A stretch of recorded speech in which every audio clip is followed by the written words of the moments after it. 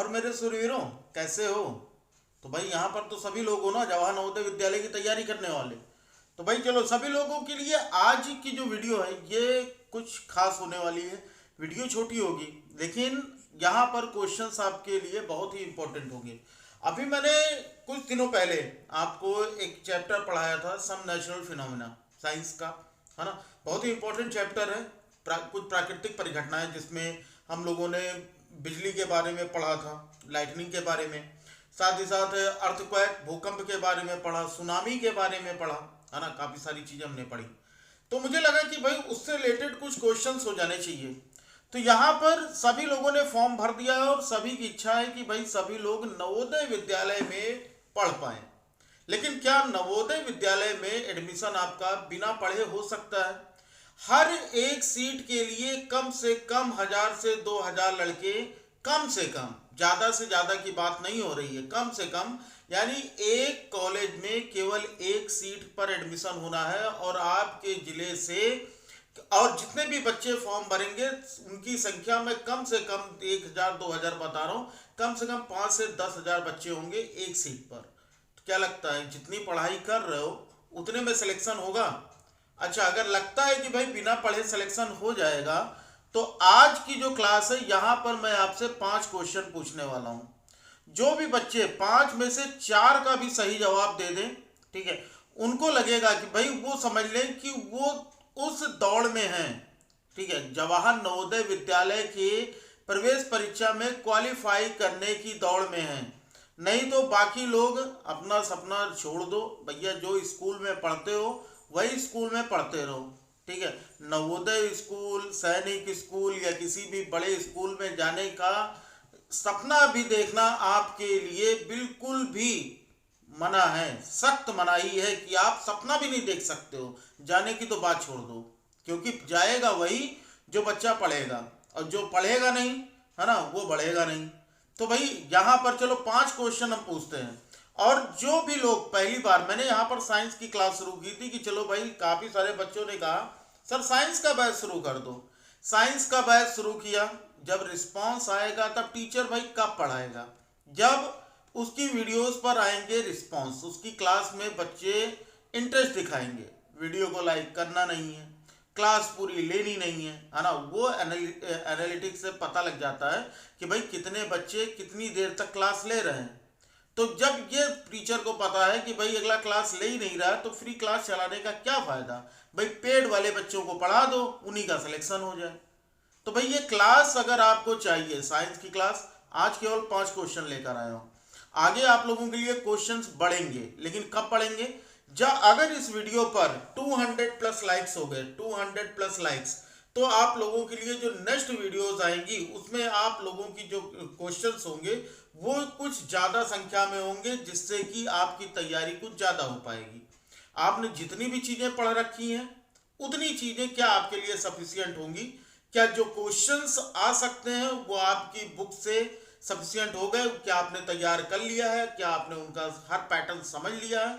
तो सारी चीज़ें आपको यहाँ पर मिलेंगी। तो भाई वीडियो को लाइक कर देना, 200 प्लस लाइक पहुँचा देना। चैनल पे नए होगे तो सब्सक्राइब कर देना। और ये भी बता देना भाई, जो नए बच्चे आने वाले हैं, ठीक है, जो नए बच्चे हैं जो पहली बार आज मेरी ये क्लास ले रहे हैं, वो कमेंट बॉक्स में बता देंगे कि भाई आज उनकी पहली क्लास है और वो जवाहर नवोदय विद्यालय में एंट्रेंस में, जवाहर नवोदय विद्यालय के एंट्रेंस में वो क्वालिफाई करना चाहते हैं। क्लास 9 के बच्चों के लिए क्लास है। तो सभी लोग, भाई बड़े बच्चे हैं, छोटे बच्चे तो है नहीं, तो कुछ ज़्यादा समझाना नहीं। चलो आ जाते हैं हम सीधा क्वेश्चन पर। तो देखो भाई, आज का जो पहला क्वेश्चन है, हाँ, पहला क्वेश्चन यह है कि आपको दिखेगा पीछे, क्या दिखेगा क्वेश्चन में, कि भूकंप के समय किन तरंगों का उद्भव होता है? भूकंप के समय किन तरंगों का उद्भव होता है? Which waves are produced during earthquake, यानी अर्थक्वेक के समय कौन कौन सी वेव्स, कौन कौन सी तरंगें निकलती हैं? Option A B S L, option B A B L, option C P S, sorry, option C है आर एस एल और ऑप्शन डी है पी एस एल। बताओ भाई यहाँ पर करेक्ट आंसर क्या होगा?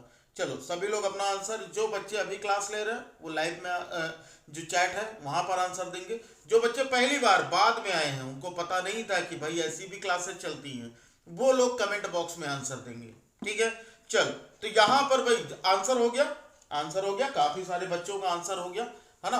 अब यहाँ पर अभी लास्ट में बताएंगे कि भाई तब बताना कि किसका कितना, कमेंट बॉक्स में जाकर लिख देना कि किसका कितना सही हुआ। लाइव चैट में नहीं, क्लास के बाद कमेंट बॉक्स में जाकर लिख देना कि वहां पर किसके कितने क्वेश्चन सही हुए।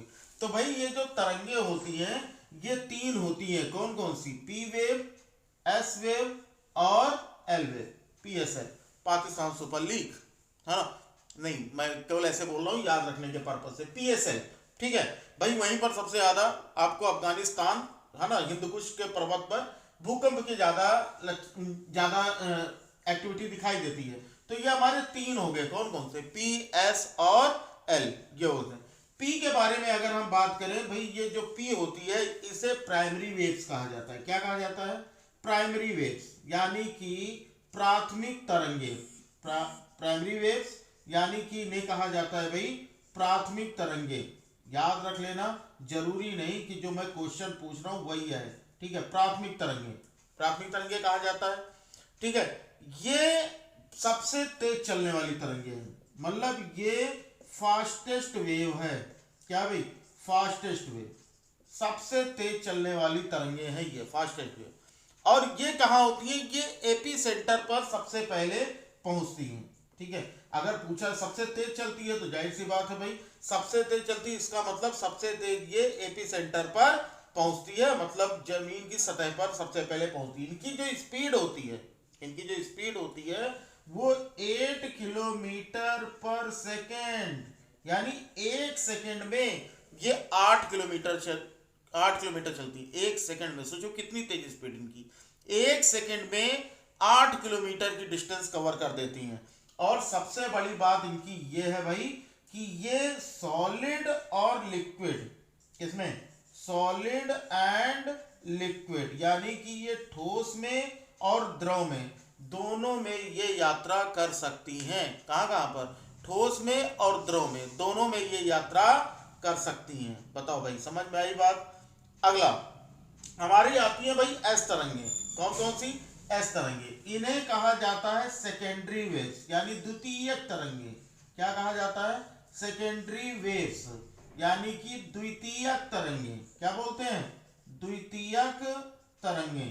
ठीक है, खास बात क्या है इनकी, द्वितीयक तरंगों की, द्वितीयक तरंगे जो होती हैं ये केवल और केवल सॉलिड, यानी कि केवल ये ठोस में ही ट्रेवल कर सकती हैं, लिक्विड में नहीं।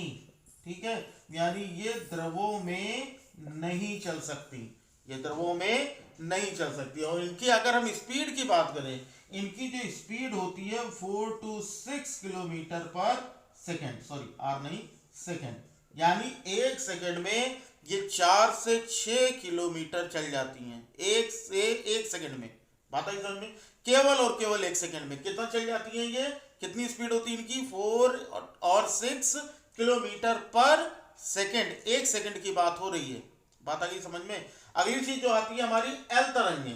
भाई एल तरंगे, इन्हें कहा जाता है लॉन्ग पीरियड वेव्स। क्या बोलते हैं, लॉन्ग पीरियड, ठीक है, long period waves, long period waves. या फिर इनका एक और नाम होता है, इनको कहा जाता है सरफेस वेव, यानी सतही तरंगे।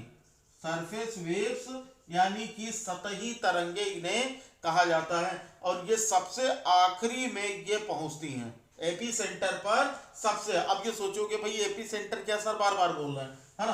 देखो जहां से भूकंप शुरू होता है उसे बोलते हैं, जहां से भूकंप शुरू होता है उसे हम बोलते हैं फोकस। क्या बोलते हैं, फोकस। और यहां से ये 3 तरह की तरंगे निकलती हैं और ये आकर पृथ्वी की सतह पर मिलती हैं, यहाँ पर बिल्कुल इसके लंबवत। तो जहां पर ये, जहां पर महसूस की जाती हैं ये तरंगे, इसी को कहा जाता है एपी सेंटर। क्या कहा जाता है, एपी सेंटर। तो भाई ये बात समझ में आ गई। तो ये सबसे आखिरी में पहुंचती हैं।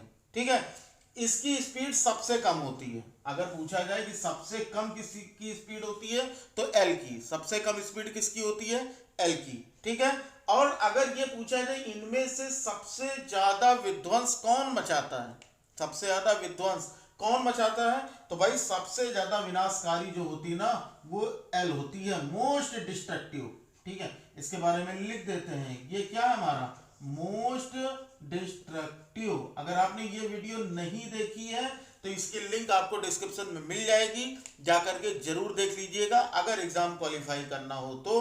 अदरवाइज भाई सभी के लिए तो सेम चीज है, सभी लोग फॉर्म भरते हैं, सभी लोग एग्जाम देते हैं। ठीक है, तो ये हो गया हमारा भैया पहला क्वेश्चन। तो यहाँ पर पहले क्वेश्चन का आंसर आपको मिल गया PSL वेव, यानी कि हमारा डी ऑप्शन जो होगा ये बिल्कुल करेक्ट होगा। सही हुआ सभी का डी ऑप्शन। और यहाँ पर इतनी सारी जानकारी भी मिल गई, ये ना समझना कि बस केवल क्वेश्चन पूछेंगे और क्वेश्चन पूछ के बस आगे बढ़ जाएंगे, पूरी चीज। अब इसके बारे में अगर आपसे कुछ और भी पूछा जाता ना, वेव कितने तरह की होती है भैया, वेव PSL 3 तरीके की होती है। PSL P की सारी क्वालिटी बता दिया, S की सारी क्वालिटी बता दिया, L की भी सारी क्वालिटी बता दिया, नोट कर लेना क्योंकि आगे काम आने वाला है। ठीक है, आगे चलो क्वेश्चन नंबर 2 पर आते हैं। लेकिन क्वेश्चन नंबर 2 पर आने के पहले भाई इसे इरेज करना पड़ेगा और दिमाग में वो 200+ लाइक्स रखे हो ना भाई, अगली क्लास तभी मिल पाएगी साइंस की जब भैया 200, क्योंकि इसके पहले तो आप लोगों का रिस्पॉन्स मतलब पहली क्लास में तो ठीक था, लेकिन उसके बाद की जो दो क्लासेस आई वहां पर भी कमेंट कर रहे हो साइंस का बैच शुरू कर दीजिए। अब साइंस का बैच शुरू करने की सोच तो रहे, लेकिन पहले रिस्पॉन्स तो आए। चलो आप देखते हैं क्वेश्चन नंबर 2। क्वेश्चन नंबर 2 हमारा दिया गया, रिक्टर स्केल रिएक्टर पैमाने पर का उपयोग, रिक्टर स्केल का यूज क्या नापने के लिए होता है। ए भूकंप की तीव्रता, इंटेंसिटी ऑफ अर्थक्वेक, बी समुद्र की गहराई, डेप्थ ऑफ सी, या सी अंतरिक्ष यान का वेग, वेलोसिटी ऑफ स्पेसशिप, या फिर ऑप्शन डी किसी भवन की ऊंचाई, हाइट ऑफ अ बिल्डिंग। बताओ भाई, ये तो बहुत आसान क्वेश्चन था, मैंने आपको बताया था है ना। रिक्टर स्केल का यूज किस लिए होता है, ठीक है, रिक्टर स्केल का use intensity of earthquake, intensity of earthquake यानी भूकंप की तीव्रता नापने के लिए यहां पर रिक्टर स्केल का यूज होता है, यानी कि ऑप्शन ए। ठीक है, इसमें क्या होता है भाई, रिक्टर स्केल में 1 से 12 तक के नंबर होते हैं, कितने 1 से 12 तक के, 1 से 12 तक के। अगर ये इसका जो मेजरमेंट है वो 7 से ज्यादा हो, ठीक है 7 से ज्यादा +7, अगर इस स्केल पर इस भूकंप की तीव्रता यानी कि इंटेंसिटी ऑफ अर्थक्वेक 7 से ज्यादा हो तो वो भूकंप क्या होते हैं, बहुत ही डिस्ट्रक्टिव यानी कि बहुत ही विध्वंसकारी होते हैं। बताओ भाई समझ में आ गया, सेकंड क्वेश्चन समझ में आ गया ना। चल आगे आते हैं, सभी का सही हो गया, जिसका इसका ना सही हो बता देना। देखो यहाँ पर किताबें भी फैली हुई हैं, ये नवोदय की बुक है ना, ये सारी की सारी अरिहंत है, क्लास 8 की बुक है, बाकी कई सारी बुक्स है यहाँ पर फैली हुई हैं। इन्हीं सबसे आप लोगों के लिए मैटर निकला करता है, जानते हैं उतनी मेहनत करोगे नहीं, मैं आप लोगों के लिए मेहनत कर दूंगा भाई, जो भी बन सकता है क्वेश्चन, जो भी निकल सकता है तरह तरह की किताबों से। ठीक है, और सबसे बड़ी चीज जो हमारा मैथ का जो बैच चल रहा है, फ्री बैच जीत का परचम, सुबह 6 बजे वहां पर हम लोग इस समय काफी 4-5 चैप्टर, 5वां चैप्टर मैथ का हमारा चल रहा है, वो भी 1-2 दिन में ओवर हो जाएगा। तो भाई जो भी बच्चे मैथ्स में जिनको डर लगता हो सुबह की क्लास जरूर लें, बिल्कुल फ्री ऑफ कॉस्ट बैच है, बिल्कुल बेसिक से मैथ पढ़ाई जा रही है, तो भाई सुबह की क्लास जरूर अटेंड करो। ठीक है ना, चलो अब हम आ जाते हैं अगला। वैसे बैच का जो लिंक है उसकी भी, बैच का जो लिंक है ना वो डिस्क्रिप्शन में उसकी लिंक मिल जाएगी आपको। ठीक है, तो वहां से जाकर आप बैच की सारी वीडियोस देख सकते हो। चलो अगला क्वेश्चन देखते हैं, क्वेश्चन नंबर 3 हमारा। क्वेश्चन नंबर 3 क्या दिया गया, क्वेश्चन नंबर 3 दिया गया है कि सुनामी किस भाषा का शब्द है। सुनामी, सुनामी नाम सुने हो, सुनामी क्या होता है पता है ना। चलो अभी उसके बारे में बात करेंगे, पहले तो अभी ये क्वेश्चन बताना है कि भाई ये जो सुनामी है ना, ये किस भाषा का शब्द है। अगर आपको पता है भैया ऑप्शन आंसर दो। Option A Arabi, option B Hindi, option C Japani, या ऑप्शन डी लैटिन, है ना। यहां पर आपको बताना है कि कौन सी, हिंदी का तो शब्द नहीं है, इंग्लिश का भी शब्द नहीं है ना। पहले आप बाहर कर देता हूं, हिंदी बाहर हो गया, आप बताओ भाई कौन सा होगा, है ना। यहाँ पर तुक्का लगाने वाले भी बहुत लोग हैं, तुक्का लगाने से कितने क्वेश्चन तुक्के पे सही हो जाएंगे, 100 क्वेश्चन आएंगे नवोदय के एग्जाम में, 100 क्वेश्चन आएंगे जिसमें भाई 35 मैथ 35 साइंस, कितना तुक्का लगाओगे मेरे लाल, चाहे जितना तुक्का लगा लो, है ना। तुक्के से कभी एग्जाम क्वालिफाई नहीं होता है, उसके लिए पढ़ना तो पड़ेगा। ठीक है, चलो तो सुनामी शब्द जो है भाई ये जापानी शब्द है, क्योंकि ये जापान से आया है। तो इसलिए ये जापानी शब्द है, जापान में इसका प्रयोग होता है और इसका मतलब होता है कि भाई जो समुद्र। चलो अगला क्वेश्चन देखते हैं, फिर हम बात करते हैं। तो यहाँ पर भाई ये जापान से है वो शब्द। अगला question, question number 4। Question number 4 है हमारा, सुनामी का मुख्य कारण क्या है? ठीक है, main reason of tsunami, tsunami का मुख्य कारण क्या है? ऑप्शन ए ज्वालामुखी। इसमें होता क्या है भाई, सुनामी में जो समुद्र का पानी होता है खूब ऊपर तक उठ के जाता है और वो उठ के जमीन पर चलाता है, मतलब ऐसे जल लगता है जैसे किसी ने बाल्टी से पानी फेंक दिया हो, है ना, और वहां पर काफी ज्यादा नुकसान होता है। यही होता है सुनामी। तो सुनामी आने का मुख्य कारण क्या है? मेन रीजन ऑफ सुनामी, ए ज्वालामुखी यानी वोल्केनो, बी चक्रवात यानी टोर्नेडो, सी समुद्र के अंदर भूकंप यानी अर्थक्वेक इन सी, और डी चंद्रमा का आकर्षण यानी अट्रैक्शन ऑफ मून। भाई आपका आंसर क्या हो सकता है? भाई ज्वालामुखी जानते हो ना, ज्वालामुखी तो मेन रीजन हो गया हमारे भूकंप आने का। ठीक है, भूकंप आने का मेन रीजन ज्वालामुखी जो होता है वो भूकंप का कारण होता है। फिर चक्रवात, ये चक्रवात यानी टोर्नेडो, ये तो होता है भैया आंधी तूफान की वजह से, जब हवाएं फंस जाती हैं, कौन सी, ठंडी और गर्म हवाएं, ठीक है, उच्च दाब और निम्न दाब की हवाएं, ऐसा कुछ पढ़े हो ना, वो फिलहाल ज्योग्राफी में पढ़ना है, यहाँ नहीं पढ़ना है। फिर समुद्र के अंदर भूकंप, ये बिल्कुल सही बात है ना, सरफेस पर भूकंप आया तो यहाँ हम गिरेंगे। पानी के अंदर, समुद्र के अंदर अगर भूकंप आया तो वो क्या होता है, जो पानी होता है वो उठ के ऊपर आता है और उसकी वजह से पानी सारा बाहर हो जाता है। तो भाई यहाँ पर बिल्कुल सही, यहाँ पर सी ऑप्शन एकदम करेक्ट होगा। सुनामी का जो मुख्य कारण है, मेन रीजन है, वो है अर्थक्वेक इन सी यानी समुद्र के अंदर भूकंप, यानी कि हमारा ऑप्शन सी जो है ये बिल्कुल करेक्ट होगा। क्लियर है? अभी तक अच्छा ईमानदारी से बताओ 4 में से कितने सही हुए, है ना? यही होते हैं, अगर एनसीईआरटी आप पढ़ोगे तो वहां से आपको क्वेश्चन निकालना पता लग जाएगा कि आप क्वेश्चन कैसे निकाल सकते हो, है ना। ये क्वेश्चन उसी से निकल के आ रहे हैं, ऐसा नहीं है कि ये क्वेश्चन आप कहोगे सर ये तो मेरी बुक में नहीं है क्वेश्चन, है ना। बुक कौन सी पढ़ रहे हो? तुमको क्या लगता है जो तुम्हारे पास बुक है, जो अरिहंत की बुक ले रखे हो, उपकार की बुक ले रखे हो, अग्रवाल एग्जाम कार्ड की बुक ले रखे हो, क्या उससे आपका क्वेश्चन आ जाएगा? वो आपके प्रैक्टिस के लिए है ना, उससे बेटा सारे क्वेश्चन आने वाले नहीं है। पढ़ना तो आपको स्कूल की बुक पड़ेगी और हर एक लाइन पर आपको क्वेश्चन समझना है कि हर एक लाइन पर इससे क्वेश्चन कैसे बन सकते हैं। ठीक है, चलो अगला क्वेश्चन देखते हैं, क्वेश्चन नंबर 5। क्वेश्चन नंबर 5 दिया गया है कि भूकंप आने से पहले, कम्युनिटी में मैंने ये क्वेश्चन डाला था और भैया बहुत सबसे ज्यादा बच्चों ने सही आंसर दिया था इसका। कम्युनिटी में जिन्होंने भी दिया होगा उनको पता होगा। भूकंप आने से पहले वायुमंडल में किस गैस की मात्रा में वृद्धि हो जाती है? क्वेश्चन ध्यान से सुनिएगा। भूकंप आने से पहले वायुमंडल में किस गैस की मात्रा में वृद्धि हो जाती है? Which gas is increased in environment before earthquake? ठीक है ना, तो ऑप्शन ए ले लो भाई। ऑप्शन ए है oxygen, option B carbon dioxide, option C radon या ऑप्शन डी हीलियम। बताओ इसका करेक्ट आंसर क्या होगा? अब बता दो। इसके पहले मैंने जो भूकंप वाली क्लास पढ़ाई थी उसमें मैंने सारी बातें एक एक पॉइंट आपको बता दी थी। अब आप ये बताओ कि भाई इसका करेक्ट आंसर क्या होगा, क्योंकि वहां पर तो भाई जो ज्यादा पढ़ने वाले बच्चे थे, ठीक है, उन लोगों ने सही आंसर दिया था ऑक्सीजन।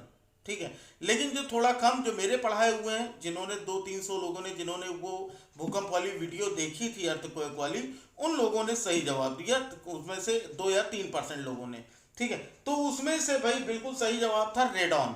ठीक है, जब भूकंप आने वाला होता है तो भूकंप आने के पहले हमारे वातावरण में, हमारे एनवायरमेंट में जो रेडॉन गैस होती है उसकी मात्रा बढ़ जाती है। भाई बात समझ में आ गई?